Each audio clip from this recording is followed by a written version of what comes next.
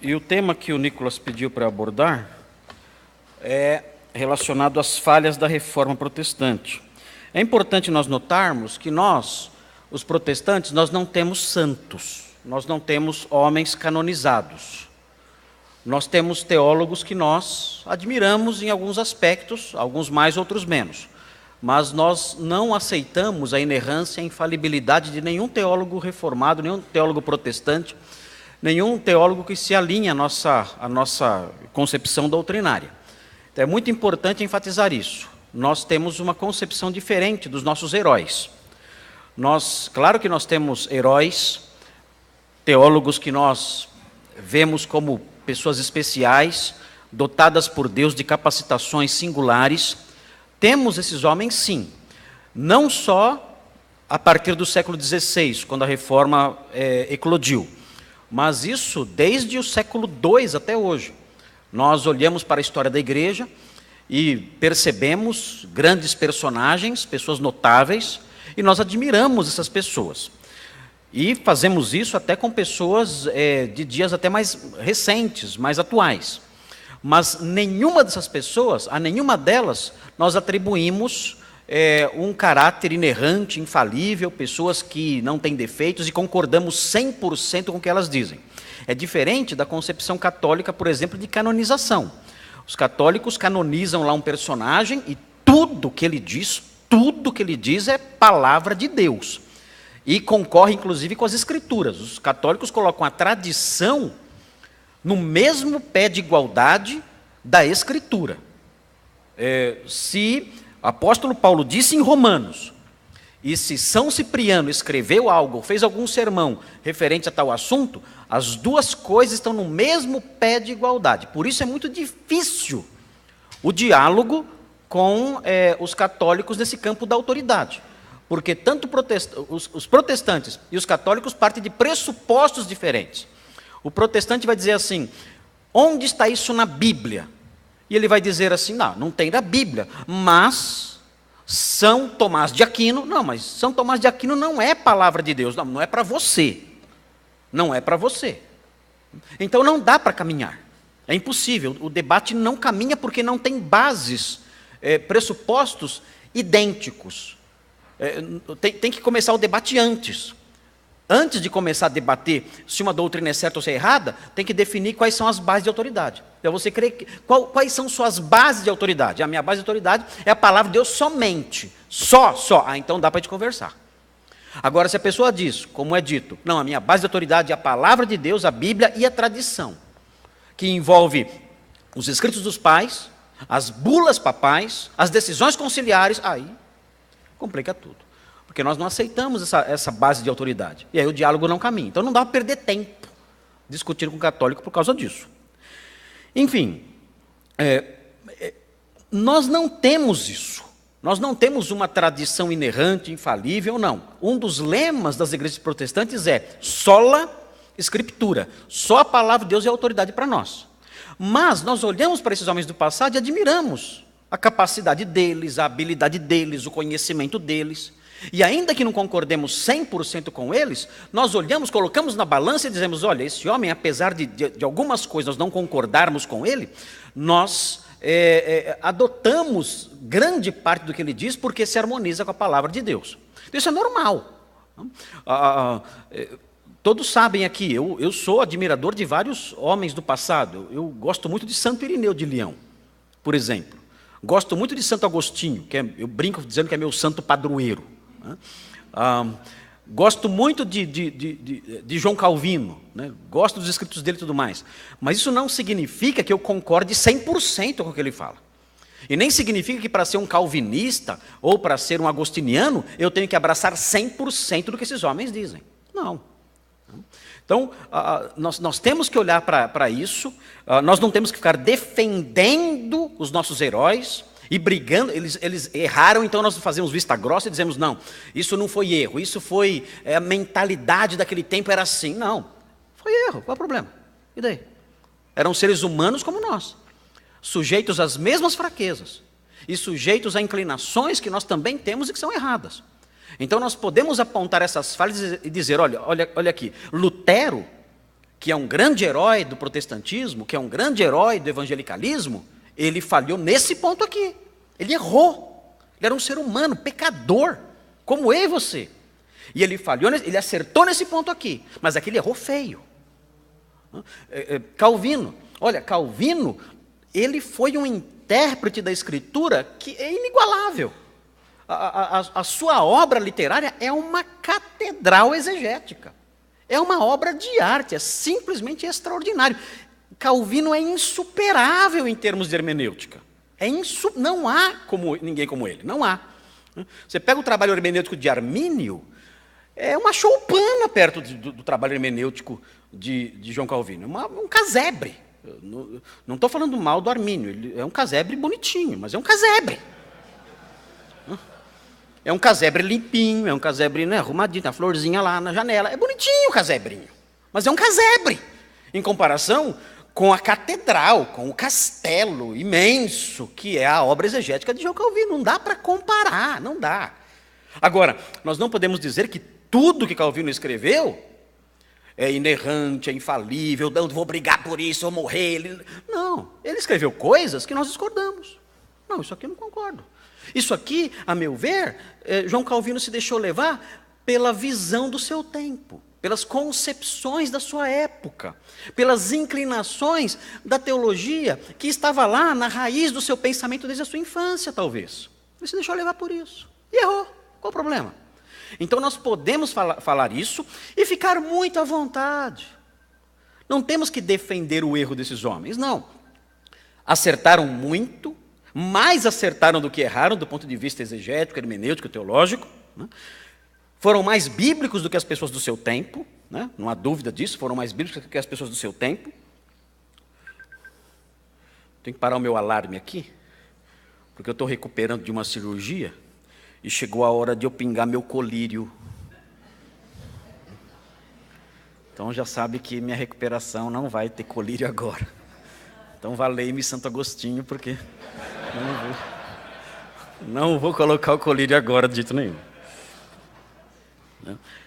Mas enfim, está vendo como os homens de Deus erram demais, né? Ok, então nós podemos ficar muito à vontade com isso, afirmar isso sem problema nenhum, e não ficar nenhuma saia justa, porque isso aí faz parte inclusive da nossa visão teológica. A Bíblia diz, todos são o quê? São pecadores. João Calvino, Martinho Lutero, Ulrich Zwinglio, os demais reformadores todos eram homens sujeitos a fraquezas, a falhas e erraram. Muitas vezes cometeram erros bastante feios até, que nós olhamos e dizemos, mas como ele foi fazer isso? Como ele foi capaz disso? O que aconteceu? Será que estava com alguma taxa hormonal meio desequilibrada? Será que brigou com a esposa de manhã? O que aconteceu? Para ele fazer isso, para ele tomar essa decisão, para ele agir desse jeito. Não é o perfil dele, não é, quando nós lemos a biografia dele, não é assim que ele costuma se comportar. Como é que ele, nesse dia, ele agiu dessa forma? E ficamos perplexos com isso, e infelizmente, é isso. Nós não temos que canonizar ninguém. Bom, o nome aqui, então, da nossa palestra é Falhas da Reforma Protestante. Eu enumerei algumas, claro, não dá para falar de todas as falhas de todas as falhas em todas as suas formas de expressão. Não dá para falar aqui. Mas eu destaquei algumas mais gritantes, a meu ver. E aqueles que conhecem a história eclesiástica vão lembrar de outras, certamente, nos livros que leram e tudo mais, né? Mas eu quero apontar algumas que, a meu ver, saltam mais aos olhos. A primeira delas, que vem aí, olha aqui, pode mudar o slide. Não sei se dá para vocês lerem aí, está muito pequena a letra? Não? Dá para ler. Olha o que eu coloquei aqui. Dificuldade de diálogo. Dificuldade de diálogo entre reformadores suíços e alemães no tocante à visão da ceia do Senhor. O que é isso aqui? O que aconteceu na Reforma Protestante? Bom, vocês sabem, a Reforma Protestante ainda que os católicos critiquem a Reforma Protestante bastante, falem mal da Reforma Protestante, não gostem, estão fazendo inclusive novenas e rezando terços para a nossa conversão, né, para nós voltarmos para a Igreja Católica. Eu não entendo muito isso. Outro dia eu falei num programa aí que eu participo, aquele Vejam Só, eu falei que eu não tenho nenhum irmão católico. Eu falei, meus irmãos, quando eu disse isso, eu pensei que ia cair um míssil em cima do programa, porque o outro pastor defendia, não, meus irmãos católicos. Eu falei assim, não sei quem são seus irmãos católicos, mas eu não tenho nenhum irmão católico. E ficaram bravos com isso, eu recebi muitas cartas, ataques, ameaças e um monte de coisa aí, dizendo que eu tinha errado ao dizer isso, que os católicos são os nossos irmãos, né? E agora é engraçado, porque estão dizendo que é para voltar para casa, né, que temos que nos converter. Nós não somos irmãos?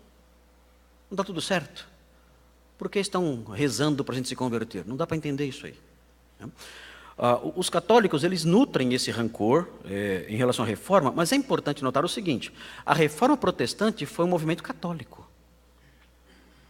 Martinho Lutero não era batista. O Rico Zwinglio, na Suíça, ele não era presbiteriano. João Calvino não era congregacional. Não. Martinho Lutero era católico. E o movimento que ele fez foi um movimento católico. Dentro de que igreja? Da Igreja Católica. Ele não fundou uma igreja nova. Ele foi expulso da igreja dele. Ele nunca sonhou em abrir uma outra igreja, em abrir uma portinha lá, não. Ele sempre quis o quê? Ele sempre quis que a Igreja Católica retornasse para os eixos verdadeiros.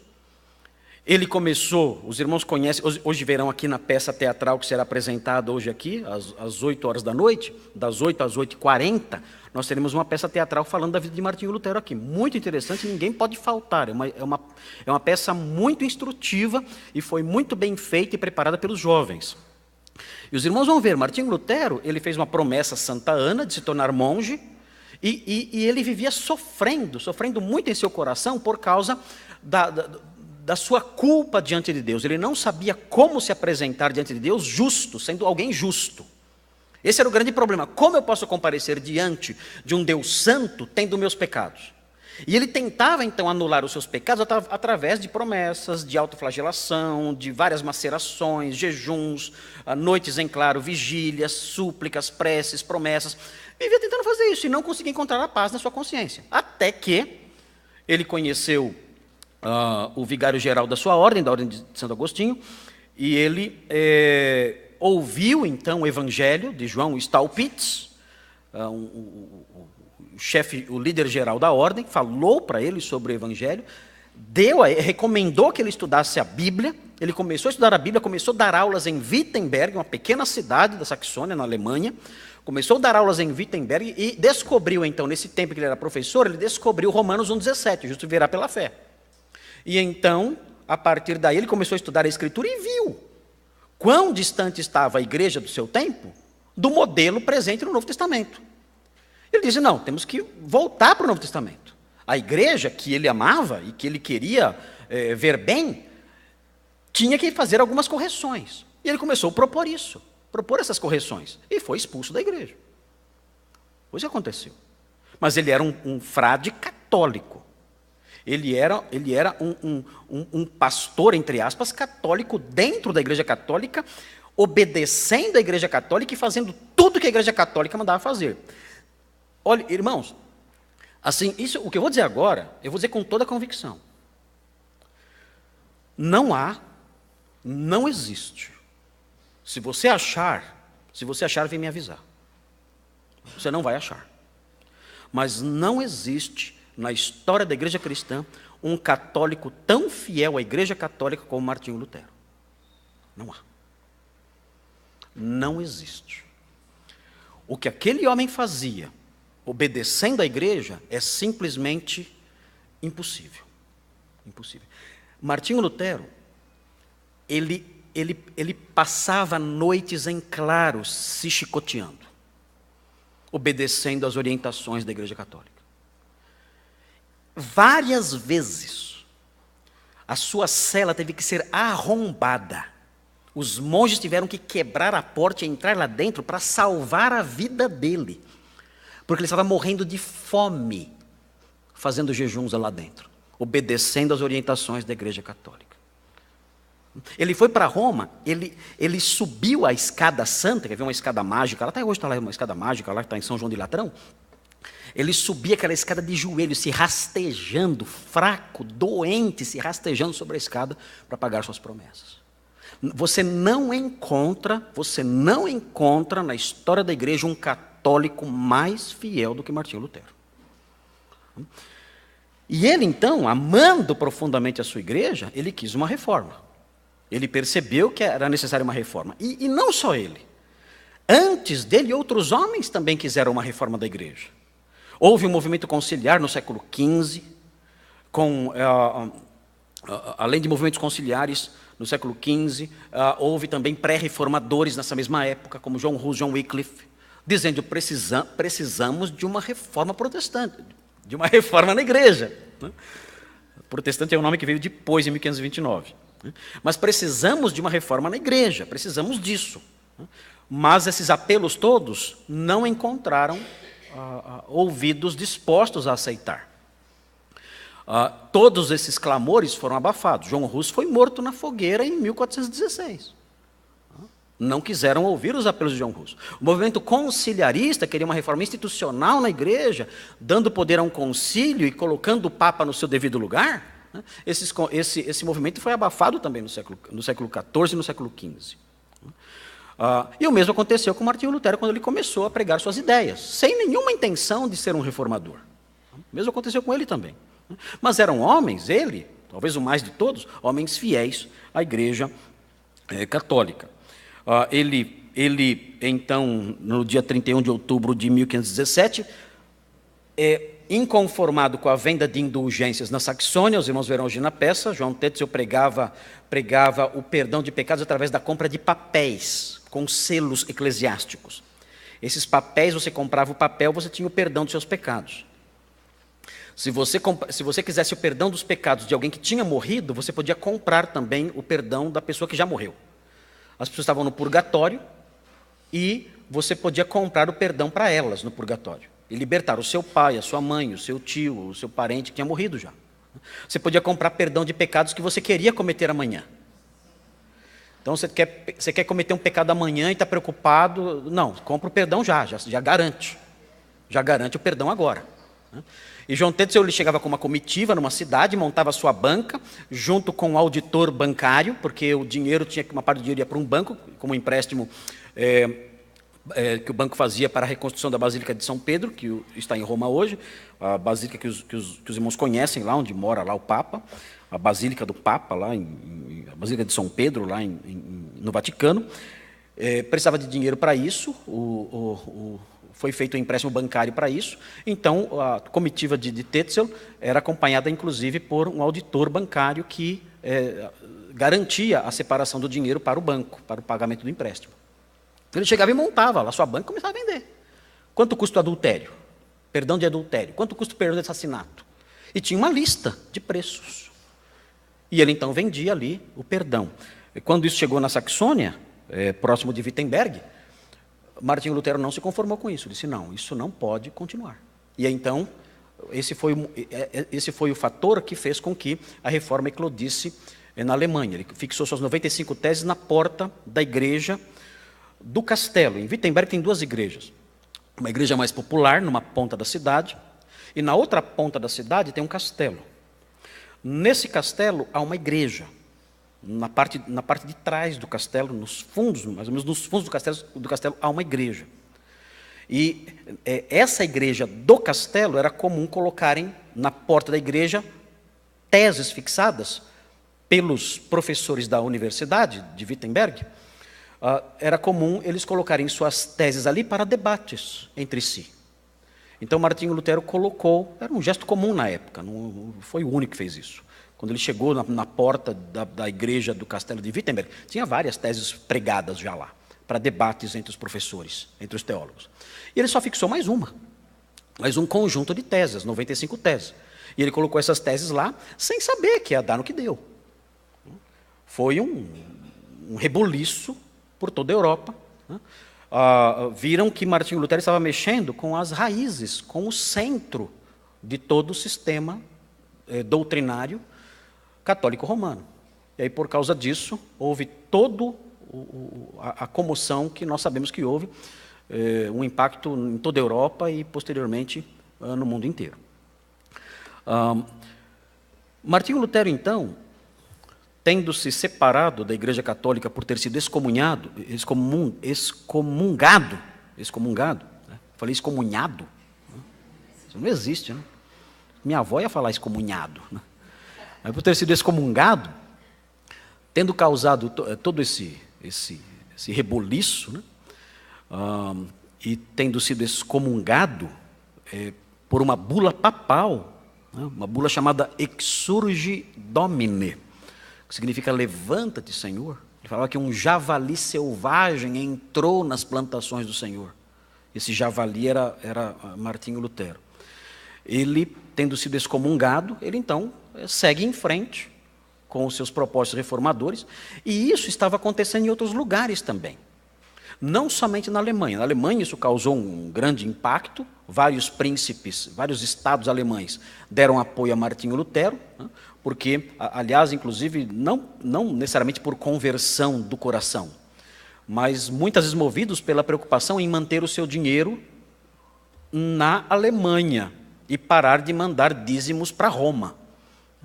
Doía muito no coração de alguns príncipes pegar dinheiro deles e ter que mandar esse dinheiro para a Itália. Então a reforma protestante foi uma desculpa que muitos príncipes adotaram para manter os seus recursos dentro de suas propriedades, dentro de seus territórios. Mas enfim, não era isso que movia Martinho Lutero, é claro, mas houve um apoio muito grande da nobreza, de vários príncipes alemães a Martinho Lutero, inclusive por causa disso. Bem, e um dos lugares onde acontecia a reforma era a Suíça. A Suíça, um país pequeno, ele era formado por pequenos cantões. Cantões eram unidades territoriais, pequenos estados suíços. Muitos estados suíços eram protestantes, outros estados suíços eram católicos. Roma tinha muito interesse em manter a Suíça sob o seu domínio. Por quê? Porque da Suíça saíam jovens voluntários, mercenários, para as guerras do Papa. O Papa, quando precisava de soldados mercenários, ele buscava na Suíça, e os jovens da Suíça atendiam aos apelos papais. Até hoje, se você for em Roma, no Vaticano, na Basílica de São Pedro, você vai encontrar guardas vestidos de roupas medievais, cor de laranja. Já devem ter visto isso em fotografias. Esses guardas são todos guardas suíços. A Suíça ficou famosa por isso, por oferecer material humano para as guerras papais. Então o Papa tinha interesse em manter a Suíça debaixo dos seus domínios. Mas a Suíça também, paralela à Alemanha, estava tendo lá o seu despertar para a reforma protestante e para os escritos bíblicos.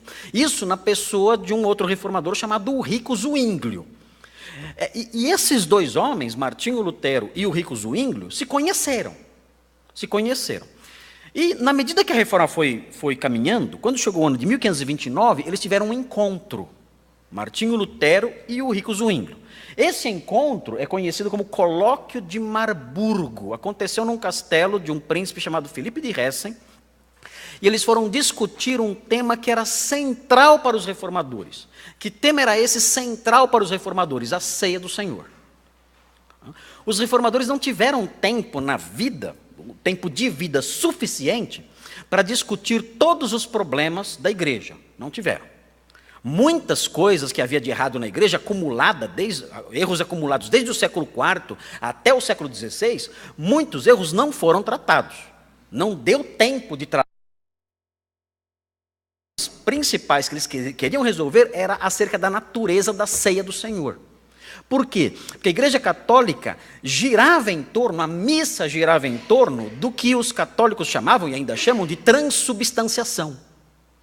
A transubstanciação era o quê? Era um milagre que acontecia na missa, em que a hóstia, aquela é uma bolacha de farinha branca, a hóstia era transformada milagrosamente, depois da consagração do sacerdote, ela era transformada milagrosamente em corpo e sangue de Cristo, corpo e sangue literais de Cristo. O católico dizia o seguinte, olha, quando Jesus falou, isto é o meu corpo, isso não é uma figura de linguagem, isso é literal. Jesus estava segurando um pedaço dele lá. Isso aqui é o meu corpo, isso aqui. Ali, na hóstia, tem unha, carne, sangue, cabelo, ossos, tudo está lá. Você come literalmente o corpo de Cristo, você come mesmo. Só não sangra na sua boca porque a aparência exterior da hóstia se mantém, para que ela possa ser comida. Mas ela é literalmente corpo e sangue de Jesus. Essa é a doutrina da transubstanciação. Isso é central no catolicismo romano. Os reformadores discutiram essa questão. E qual foi o grande problema? Martinho Lutero, ele cria no seguinte, ele cria em algo muito parecido com o catolicismo. Ele cria na consubstanciação. A consubstanciação era o seguinte, dizia, olha, existem aqui, na hóstia existe sim, no pão, existe sim o corpo de Cristo literal. Mas esse corpo está junto com os elementos do pão. Então, o corpo de Cristo está junto com os elementos do pão, são substâncias que estão lado a lado. Não é que o pão vira carne e sangue. Não, o pão está lá, ele não vira nada. Mas junto com o pão, tem a carne e o sangue. É um x-salada. É pão com carne. O que está lá é pão junto com a carne de Jesus. Está lá. Então ele cria nisso. Por quê?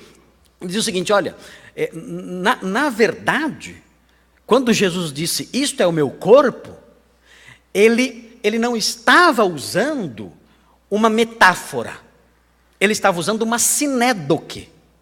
Ele estava sendo literal, quando falava, ó, isto aqui é o meu corpo. Agora, o Rico Zwinglio, que era reformador suíço, que é quem lançou as bases da teologia reformada,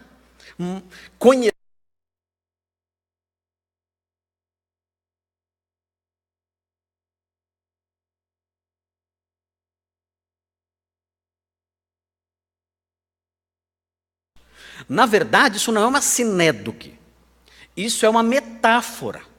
Jesus está dizendo, ó, isso aqui é como se fosse o meu corpo. Então eles se reuniram, as duas comitivas, a comitiva suíça e a comitiva alemã, se reuniram no castelo de Marburgo para debater. Só que o que aconteceu? Martinho Lutero, ele era um homem muito genioso, era muito difícil conversar com Martinho Lutero. Martinho Lutero, ele tinha um gênio forte, era um alemão que tinha sido criado de forma muito dura. A mãe de Martinho Lutero era uma mulher muito severa. A mãe de Martinho Lutero, certa vez na infância, deu uma surra nele que chegou a fazer o menino sangrar. A educação dele foi muito rigorosa. Experimentou pobreza também. Na época que Martinho Lutero ia na escola, ele teve que algumas vezes mendigar. Ele saía pela rua pedindo comida nas casas, gritando, né? Panem propter deum, significa pão, pelo amor de Deus. Pedia esmola a Martinho Lutero, porque houve uma fase na vida da família dele que ele foi muito pobre. Então, Martinho Lutero era um homem meio rude. A linguagem de Martinho Lutero, muitas vezes, é uma linguagem não muito elegante. Há coisas que Martinho Lutero fala que revelam uma linguagem meio feia. Não chega a ser palavrão, mas não é legal. Não é legal. O alemãozão lá era jogo duro. E ele era muito rígido, muito severo. Era muito difícil, né? Isso, ao tempo da sua maturidade doutrinária, teológica, já como reformador, era muito difícil um debate com ele. E talvez até embrutecido pela sua própria experiência de vida e como reformador também. E o que ele fez? Martinho Lutero sentou na mesa, e havia uma toalha na mesa. Ele pegou um giz e escreveu na mesa: isto é o meu corpo. Escreveu lá. E sentou-se na mesa com escrito: isto é meu corpo. E aí o rico Zwingli começou a debater, explicar: olha, quando Jesus disse isto é o meu corpo, isso é uma figura de linguagem, não está falando dele, literalmente do corpo dele. Está dizendo, isto é como se fosse o meu corpo. Da mesma forma, ele disse para o discípulo amado ali, ele disse: olha, filho, eis aí tua mãe. Não é que ela era mãe dele mesmo. Ela simplesmente, como se fosse, era para que ele a tratasse como se ela fosse a mãe dele. Não estava sendo literal. Assim como outras coisas. Eu sou a porta. Deus não tem maçaneta. Eu sou como se eu fosse uma porta que dá acesso à vida. É isso que está dizendo. E Martinho Lutero não respondia. Martinho Lutero só apontava para a toalha. Como é que você sentiria numa discussão dessa? Não tem respeito. E ele falava, e ele apontava para a toalha. Aí, o rico Zwingli ficou muito nervoso. Falou assim: não tem condições. Não dá para conversar com você. Não tem. Você só aponta para a toalha como um louco e não tem diálogo com você. Aí Martinho Lutero ficou irritado também, os dois discutiram, tudo mais. E então as duas comitivas, vendo que não ia haver acordo entre eles, elas se separaram, deliberaram em separado e chegaram à seguinte conclusão: falaram assim: olha, ainda que haja entre nós essa diferença no tocante à ceia, acho que é possível nós caminharmos juntos.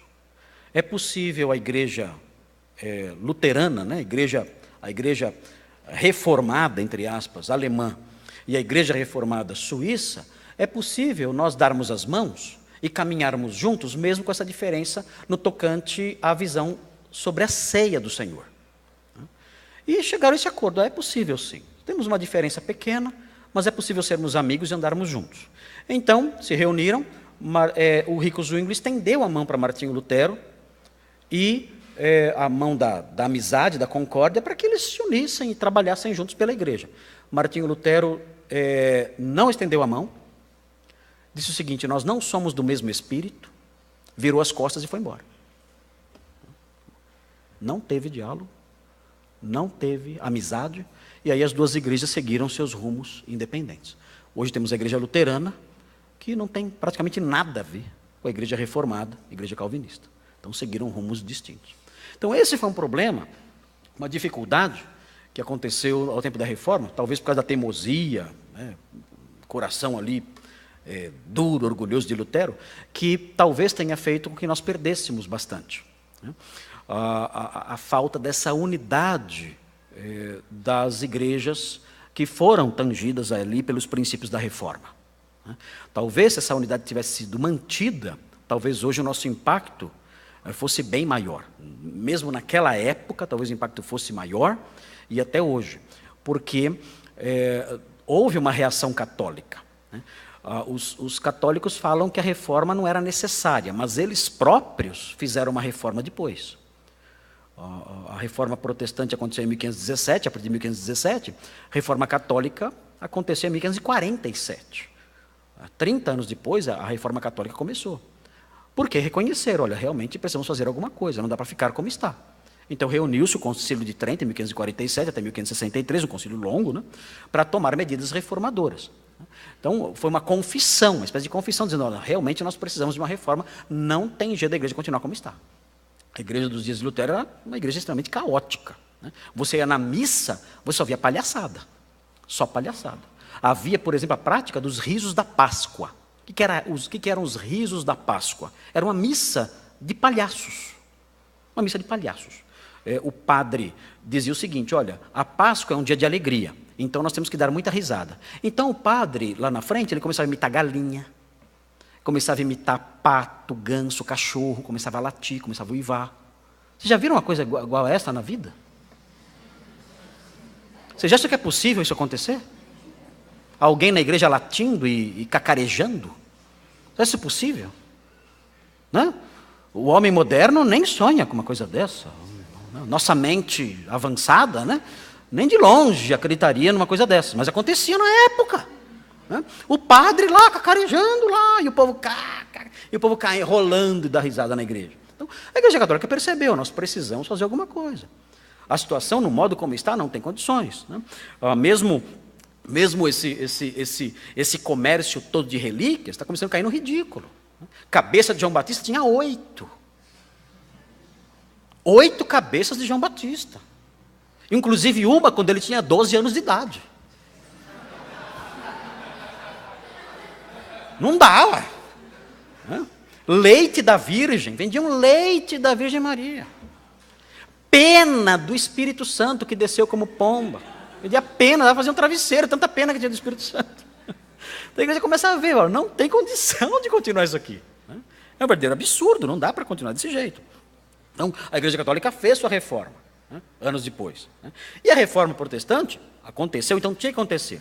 Um problema, porém, foi essa falta de unidade, poderia ter havido uma unidade maior entre os reformadores suíços e alemães, mas isso não aconteceu. Bom, vamos prosseguir mais um pouquinho aí, o outro slide, que hora acaba aqui?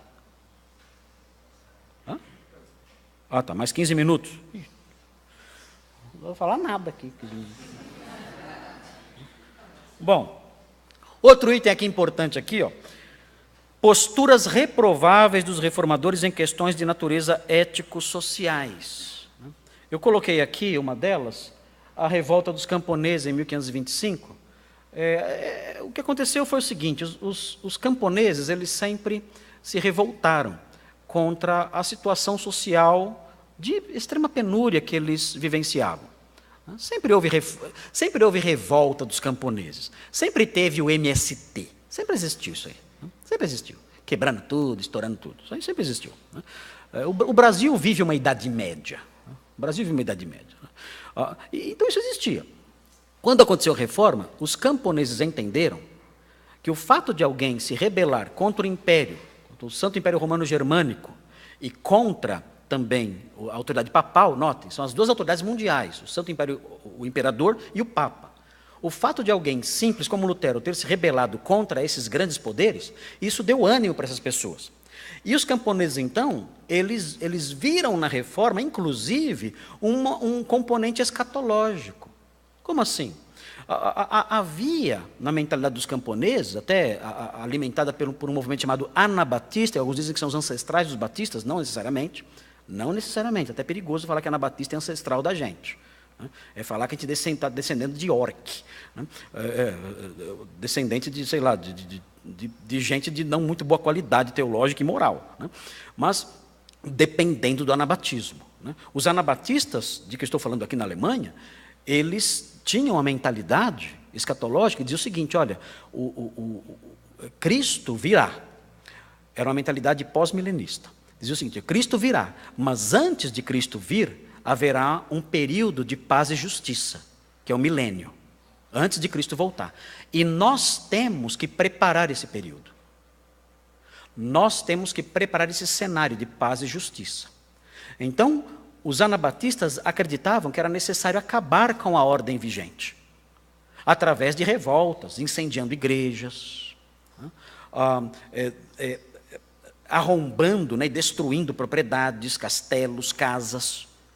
E começaram a fazer isso, crendo no seguinte, olha, temos que preparar o cenário para a vinda de Cristo. Isso, então, movidos então pela própria miséria, estimulados pelo sentimento de revolta que a reforma impingiu no coração de muitos, e estimulados também por essa visão escatológica anabatista, eles começaram a fazer isso e quiseram contar com o apoio de Lutero, queriam que Lutero fosse seu grande herói, queriam que Lutero desse apoio para eles. E Lutero disse que não. Eles então continuaram os seus avanços e Lutero escreveu cartas às autoridades dizendo que era necessário reprimir com força os camponeses. E a carta de Martinho Lutero foi uma carta muito severa, dizendo que era necessário realmente atacar esse povo. E por causa disso, os nobres juntaram exércitos e atacaram os camponeses. Cerca de 100.000 camponeses foram mortos. E quando isso aconteceu, eles disseram, não, Martinho Lutero é um traidor, nós não vamos nos unir ao seu movimento. Ele nos traiu. E aí os camponeses se tornaram anabatistas. Mas essa postura de Martinho Lutero foi uma postura muito desequilibrada. E isso trouxe dano para a reforma. Ele não podia usar daquela linguagem dele, estimulando o uso da força para acabar com os camponeses. E dando aos nobres, né, um fundamento teórico para que eles fizessem o que acabaram por fazer. E mataram, como eu disse, 100 mil pessoas. Outro problema, você vê aqui um outro problema ético, social, que os reformadores não mostraram muita sensibilidade. O casamento do conde Filipe de Hesse. Filipe de Hesse era casado com uma mulher feia e bêbada. Ser feia, tudo bem, né? Mas cachaceira ainda por cima não tem condição, né? Era feia e bêbada. E ele não queria ficar casado, ele não queria, não gostava dela, ele não tinha uma vida conjugal com ela, não tinha relações com ela. E era um príncipe que tinha necessidades físicas, claro, como todo homem. Então o que ele quis fazer? Ele, lendo o Velho Testamento, ele era um apoiador de Lutero. Lendo o Velho Testamento, ele descobriu que Abraão teve Agar, né? Que mais? Jacó teve Lia e Raquel, fora as outras duas, né? Concubinas lá. Então ele falou assim: olha, por que eu não posso me casar? Você tem que divorciar. Não, eu quero ter duas esposas. Eu não quero divorciar. Eu quero ter duas esposas. E Martinho Lutero não realizou o casamento. Mas a primeira esposa de Filipe de Hessen concordou, e Filipe de Hessen encontrou uma outra moça, que era filha de uma moça que trabalhava ali para ele, e ele se casou com ela mesmo. Houve uma cerimônia de casamento. Então ele se tornou bígamo. E o Martinho Lutero, diante disso, Martinho Lutero, ele apoiou. Só que ele apoiou, ele apoiou dizendo: olha, tudo bem, você casa, mas não espalhe isso. Que fique algo mais... Não saia contando para todo mundo. Isso pegou mal, por quê? Porque a irmã do Filipe de Hessen, irmão é dose, né? Contou para todo mundo. Espalhou. Era uma fofoqueira, né? Olha que família, né? Cachaceiro, fofoqueiro. Filipe de Hessen estava azarado, né? Mas ela contou, ela espalhou a notícia. E isso pegou muito mal para a causa da reforma. Isso pegou muito mal. Porque Martinho Lutero tinha que ter se posicionado de modo mais firme, dizendo: não, você é meu amigo, você apoia a causa da reforma, mas eu não posso aceitar isso. O modelo, a ética de matrimônio dos patriarcas do Antigo Testamento não pode servir de modelo para nós. Nós somos cristãos e a ética do casamento neotestamentária não aprova isso. Você está errado, eu não posso apoiar isso, você vai ter que dar outro jeito aí na sua vida matrimonial. Mas isso não pode contar com o meu apoio. Mas não foi isso. Martinho Lutero deu esse apoio e orientou Filipe de Hessen a agir de modo discreto, em segredo. Isso foi muito ruim. Isso foi um erro de Martinho Lutero. Como eu disse, nós temos heróis, sim, mas nossos heróis são marcados por falhas como humanos que são. Outro fator muito forte. Martinho Lutero, no final da vida, ele morreu em 1546. Martinho Lutero, 1546. Nasceu em 1483. Quantos anos ele tinha quando morreu? Mais ou menos, faz as contas. 1483 para 1546. Quantos anos ele morreu? Faz as contas aí. Quanto? Quê? 63 anos, ele faleceu.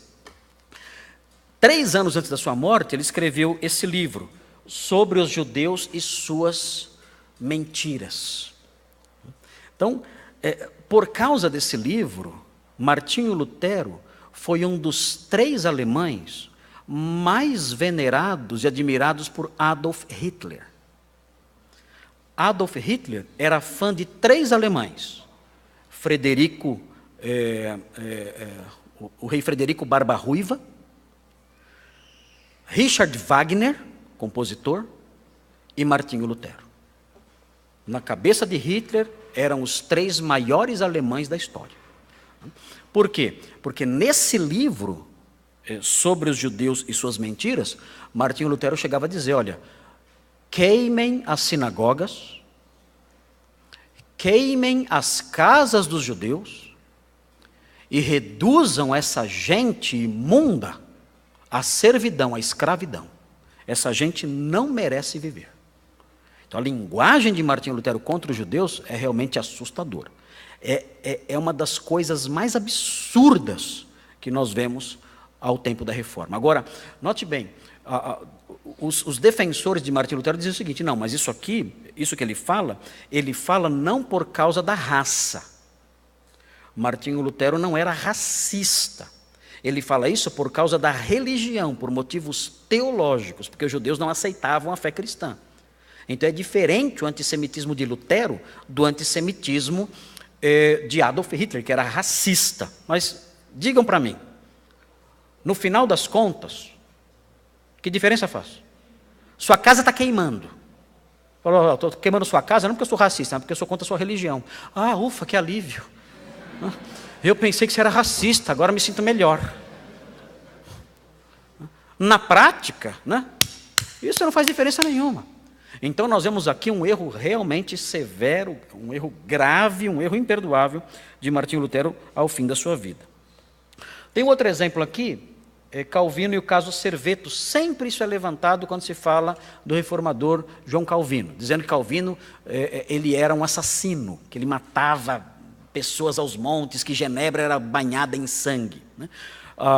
João Calvino ele foi reformador de segunda geração, ele nasceu em 1509, ele nunca se encontrou com Lutero, mas Lutero conhecia ele de ouvir falar. Lutero lia obras de João Calvino, elogiava essas obras, mas eles nunca se conheceram. O Calvino era mais novo do que Martinho Lutero. É um reformador, como eu disse, de segunda geração, reformador na Suíça, em Genebra. E João Calvino, ele governou. Ele foi um líder de bastante influência em Genebra durante algum tempo, durante alguns anos, e na segunda fase da sua permanência em Genebra, porque houve uma fase em que ele foi exilado, mas da segunda fase da sua permanência em Genebra, houve o problema, o caso Serveto. Serveto era um médico que não cria, era um médico e teólogo, e Serveto não cria na Trindade. E, por causa disso, ele foi condenado como herege pela Igreja Católica. Quando Serveto chegou em Genebra, ele estava de passagem por Genebra, ele foi à igreja ouvir Calvino pregar. E ele foi reconhecido. Quando ele foi reconhecido e denunciado, Calvino mandou prender. E ele foi preso. E aí o processo caminhou de tal forma que Serveto foi queimado vivo. Então, é um episódio bastante sangrento da história da Reforma, esse episódio de Miguel Serveto, e acusam Calvino de assassinato. Na verdade, essa acusação é exagerada. Os católicos fazem isso, os arminianos fazem isso. É uma acusação bastante exagerada, porque, na verdade, Calvino não tinha autoridade para condenar ninguém à morte.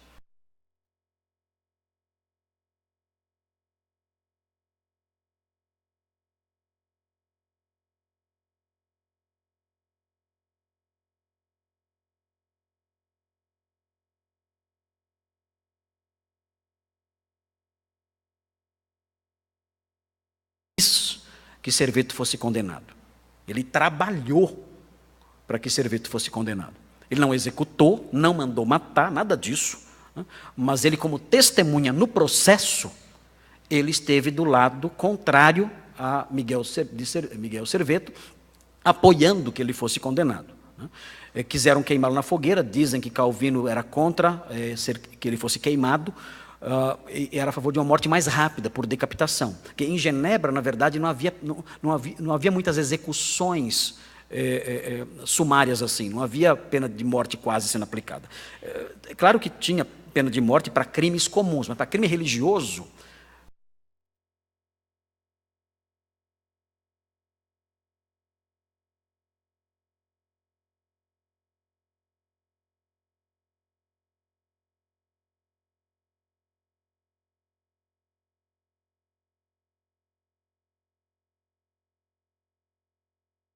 matava casas, ele invadia cidades, ele matava pessoas. Então, Serveto era tido também por essa Anabatista uma ameaça política também.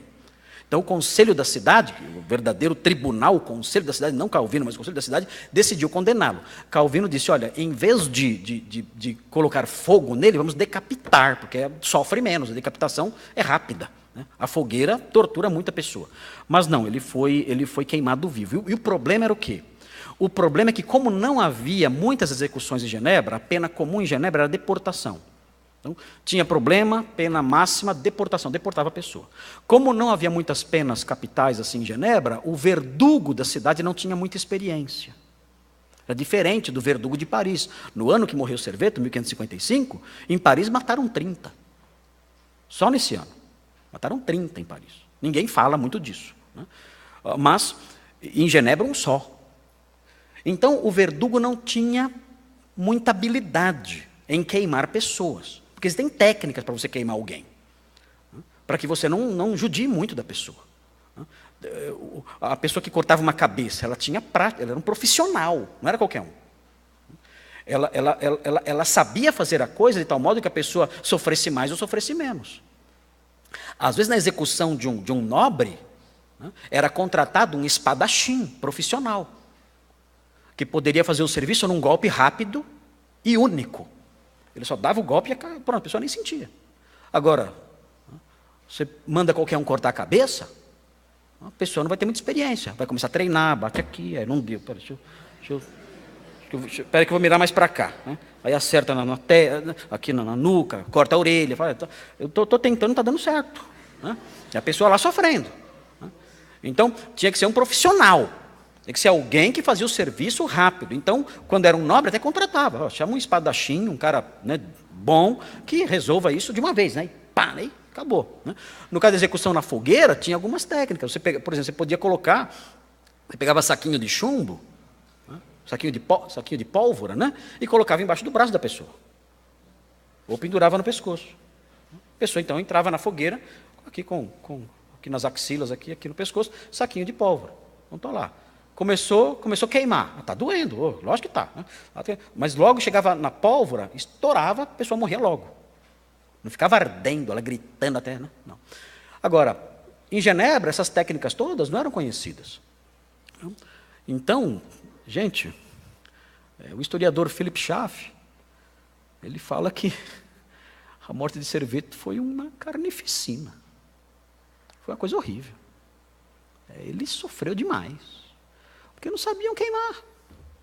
E ele foi torturado de uma forma assim, aterradora. Ele gritava como um porco, né, antes de morrer. E demorou para morrer. Demorou para morrer. Então isso é uma mancha, isso é uma marca na reforma protestante muito negativa. Né. Anos depois, né, no século XX, né, séculos depois, a igreja da Suíça erigiu um monumento pedindo perdão pelo que fez. Mas, até aí, já estava manchado o seu nome. Né? E essa mancha, então, acompanha Calvino. Porque talvez ele pudesse usar da sua influência para evitar essa morte. Né? Miguel Serveto, ele não era um bandido. Como eu disse, ele era um médico. Miguel Serveto, ele foi o responsável pelo descobrimento do sistema de circulação pulmonar. Olha, é um gênio, um homem muito inteligente, né? Um homem muito capaz, né? Um cientista. Né? No entanto, ele tinha essas diferenças doutrinárias. Não era o caso de ser morto dessa maneira. E essa mancha, então, persiste aí no currículo de João Calvino. O que nós podemos dizer? Olha, ele foi o assassino? Não. Ele foi executor? Não. Ele deu a sentença? Não. Não. Mas ele foi testemunha de acusação. Ele aprovava a execução. E isso foi errado. Não é isso, não é assim que a Bíblia ensina que devem ser tratados os nossos inimigos. Então, são manchas aí na vida dos reformadores. Rapidinho para correr aqui. Na igreja luterana manteve-se algumas coisas próprias do catolicismo, não foi mudado, na eclesiologia prática. Né? Por exemplo, vestes litúrgicas. Você vai numa igreja luterana hoje, você vê o pastor, ele é um padre, vestido com aquelas vestes litúrgicas, é um padre.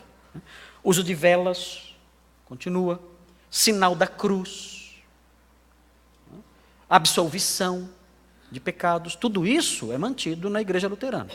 Algum tempo atrás, eu fui para Stuttgart visitar ex-alunos meus, na Alemanha, e eu fui a uma igreja luterana. A igreja luterana não tem imagens, né? Isso não é aceito. Mas nessa igreja que eu fui, havia uma imagem da Virgem sobre a mesa central. E eu perguntei, né, por que essa imagem está aqui? Aí disseram para mim, não, é que essa imagem é uma imagem católica que está peregrinando pela Alemanha. Então há um movimento aí de peregrinos que estão fazendo essa imagem peregrinar por toda a Alemanha. E pediram para nós participarmos dessa peregrinação, dando abrigo a essa imagem. Então nós, num gesto de amor cristão, num gesto de unidade cristã, então nós abrimos para que a imagem fosse colocada aqui. Ela está aqui por um tempo descansando, né? Mas ela vai seguir rumo logo em breve aí e tal. Que lindo o amor cristão, né? Muito lindo. Eu até pensei aqui na igreja fazer igual.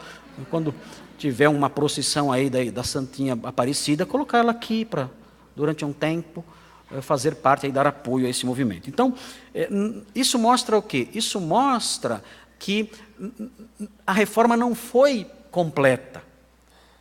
Ela não chegou, ela não foi até onde deveria ir. Mas temos que dar um desconto, lembrando, né? Os reformadores tiveram um tempo de vida. Eles não viveram 200 anos. Vimos agora aí, Martinho Lutero viveu 63 anos. João Calvino, menos ainda, faz as contas aí, 1509 a 1564. Dá quantos anos? 55 anos? É isso? 1509 a 1564. 55 anos. Calvino morreu com 55 anos, a minha idade, a flor da idade. A idade mais bela que há. Ele morreu com essa idade. Morreu novo. Então, não dava tempo de fazer tudo o que tinha que fazer. Rapidinho aqui. A ausência de um projeto evangelístico ou missionário mais intenso. Os reformadores não se dedicaram muito ao evangelismo e a missões. Tinham que arrumar a igreja. Primeiro arrumar a igreja para depois sair para fora. E a Igreja Católica agiu diferente. Quando a Igreja Católica realizou sua reforma, a partir de 1547, eles criaram ordens missionárias. Qual foi a ordem missionária mais famosa que eles criaram? A ordem dos jesuítas. E o que eles fizeram com os jesuítas? Mandaram para o mundo todo, evangelizando nações. Os protestantes não fizeram isso. Uma das nações que recebeu a gloriosa visita de jesuítas abençoados foi qual? Brasil. Qual é o famoso jesuíta que chegou ao Brasil? José de Anchieta, Manuel da Nóbrega. Esses homens chegaram ao Brasil evangelizando. Hoje o Brasil é um país católico. Você vai falar assim, nossa, que azar o nosso, né? Bom, não sei se é muito azar. Porque foi melhor ter chegado aqui jesuítas do que terem chegado os muçulmanos.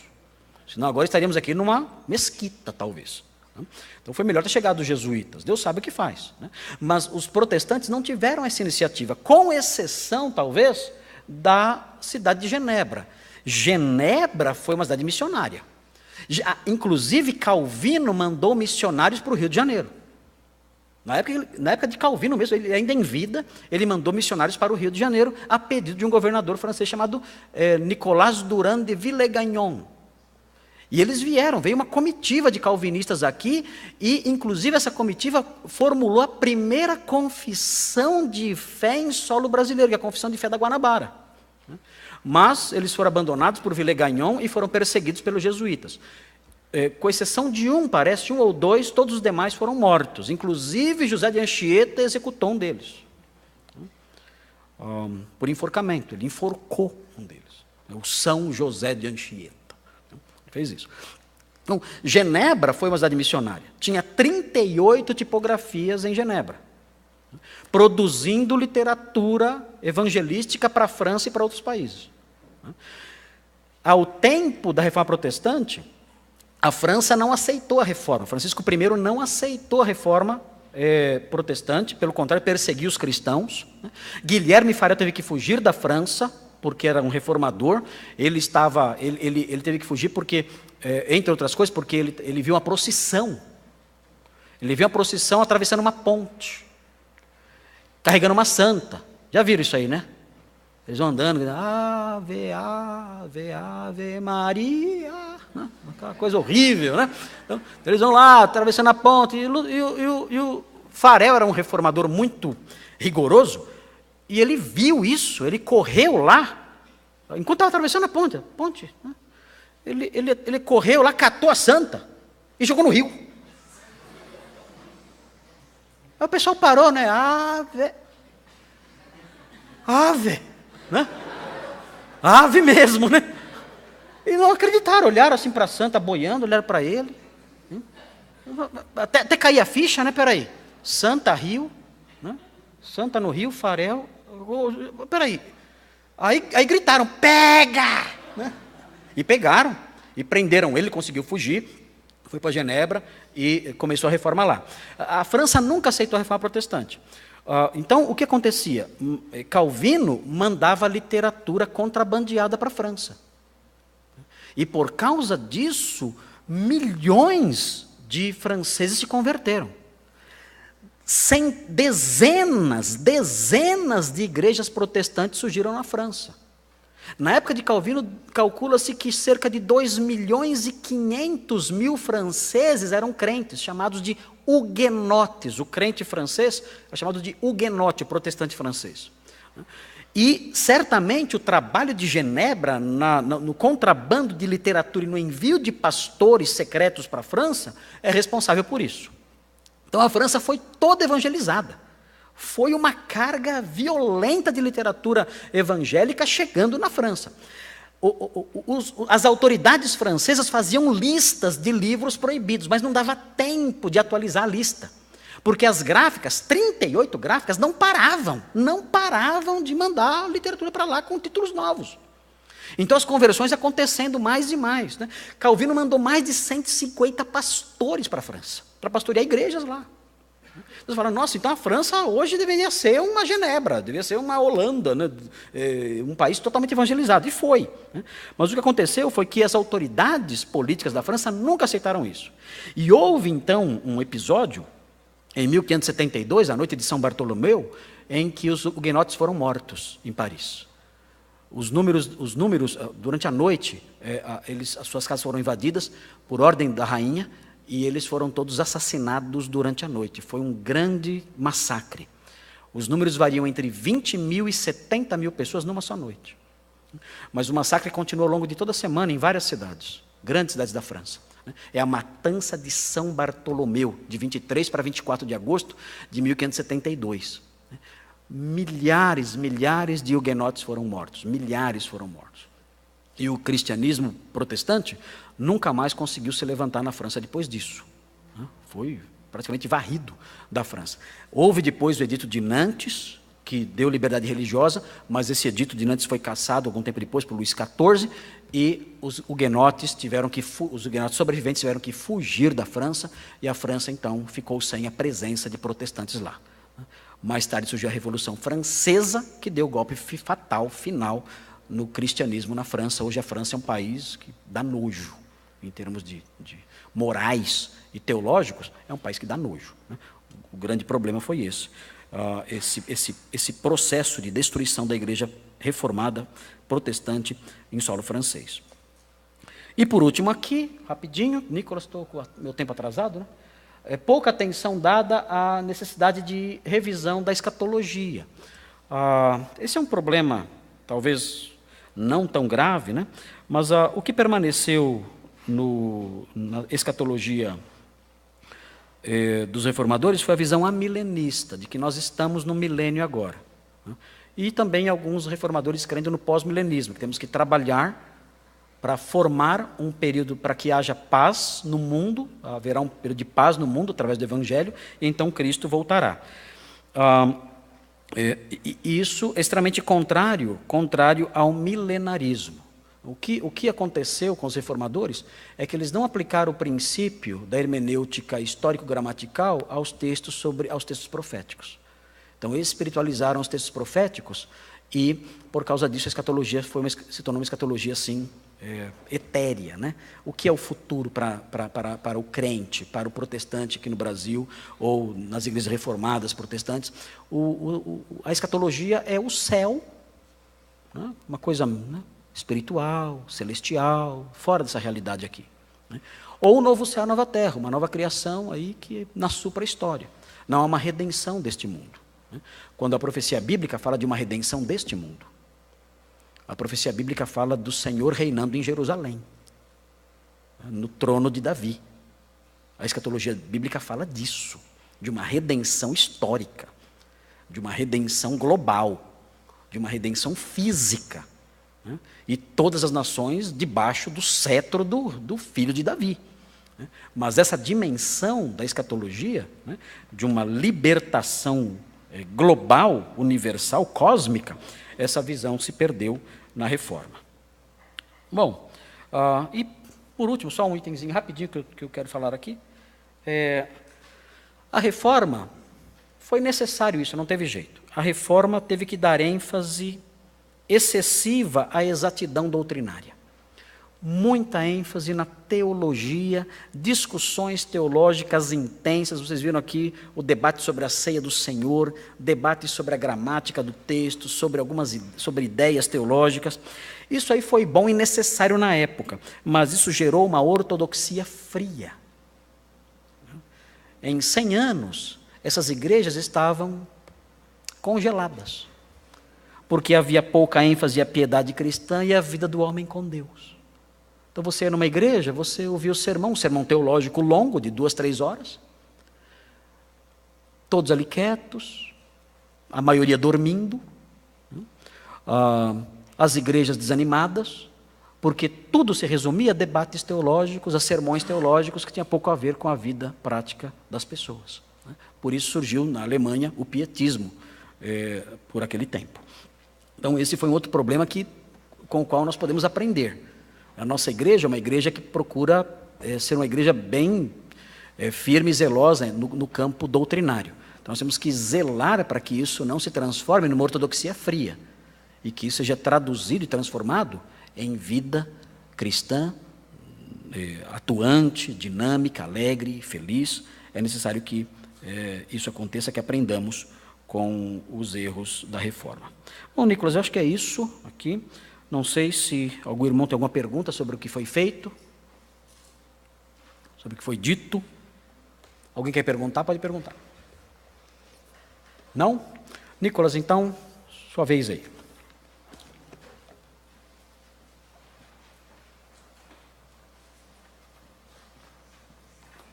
Obrigado, pastor. Os jovens que vão